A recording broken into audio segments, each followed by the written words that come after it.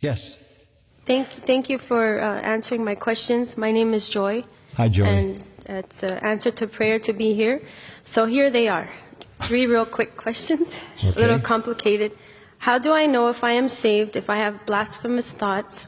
Should I be taking communion if I am not sure if I am saved? If I am not chosen, would I even care about being saved? Really good questions, Joy. You have a wonderful name, but sometimes it's hard to live up to, isn't it? I mean, how would you like to be named Joy and have to always be assumed to be possessing all of that? I can hear the cry of your heart, Joy. I want to make it as simple as I can. The fact that you are asking these questions is evidence of the work of God in your heart. It is evidence of your desire for Him and for salvation and to know Him. That is evident there. The fact that you would stand up in front of all of us and unbury your heart in such a sweet and honest way is evidence of the hunger of your heart to know Him, and I think that's what you're essentially saying. The way you know that you are saved is by your desire. Do you desire to know God? Yes. Do you desire that He would know you and love you? Yes. Do you desire to love Him? Yes. Do you desire to honor Him? Yes. Do you desire to obey His word? I do, but I can't do it on my own strength. Well, of course not. Join the club. And that's why we're all here. This is the same with all of us. It's all of grace, isn't it? It's all of grace. The Apostle Paul in Romans 7 helps us because this is the Apostle Paul. This is the one that we would elevate as the supreme example of a Christian.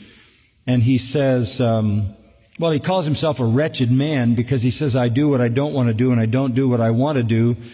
He said, there is a principle in me that loves the law of God, but I see another principle in me warring against the principle of my mind, and it's the principle of my flesh, and it causes me to do the very opposite of the things I want to do. And he says, oh, wretched man that I am, who will deliver me from the body of this death? And that's a very interesting illustration. One of the ways that murderers were punished in the ancient world was that the victim that they had murdered was strapped to their body. And eventually the decay from the corpse would destroy them. Paul feels, even though he's a believer, that he's got the dead body of his sinful nature still tied to him. So what you're saying to me is essentially the same cry that came out of the noblest of all Christians. And that very cry is evidence of the work of God in your heart, that you desire to know God, to be loved by God, to love God, to honor God, to obey God, and that you know you can't is a statement of a genuine believer, because you recognize that you aren't everything you should be, and you are utterly dependent upon God Himself and upon the Holy Spirit. That's true of your salvation. You can't save yourself and you can't sanctify yourself. So you're where all honest Christians live. You're saying, I'm not what I want to be, but I know what I want to be. I'm not what I ought to be, but I know what I ought to be. It's about direction. It's about affection. It's about love. And we've talked about that recently when Jesus was restoring Peter.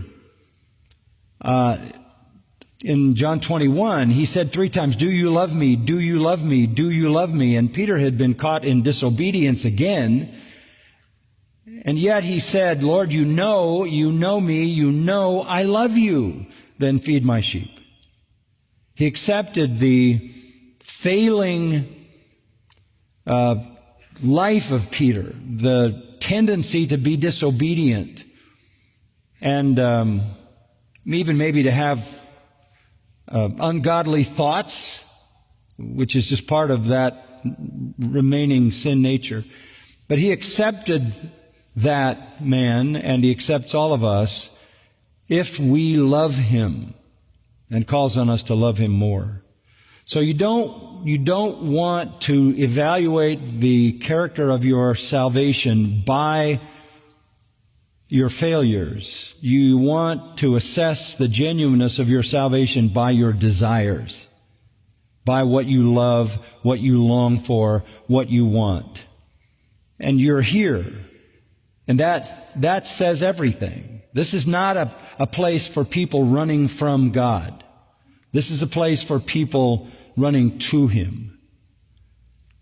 But asking the question is important.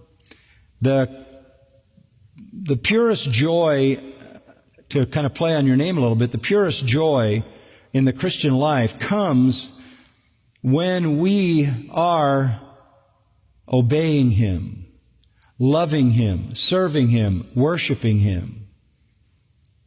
That's when we enjoy the most assurance. Security is one thing. Security means that I am saved and He will keep me until I see Him face to face. I'm secure in Him. That's not assurance. Assurance is the confidence I have in my mind of my salvation. Many people are saved, they're secured by God in that salvation, but they don't always have the assurance. Why do we struggle with assurance? Because we know our weakness, because we know our temptations, because we know we're not what we ought to be. Sometimes because we fall into a pattern of sin and we lose our assurance. Sometimes because perhaps we have been taught wrongly that you might do something that cause you to lose your salvation, and that generates a certain amount of fear.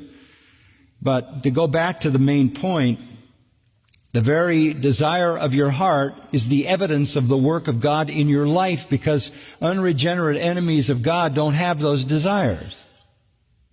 Okay? Does that help? Thank you. Thank you, Joy.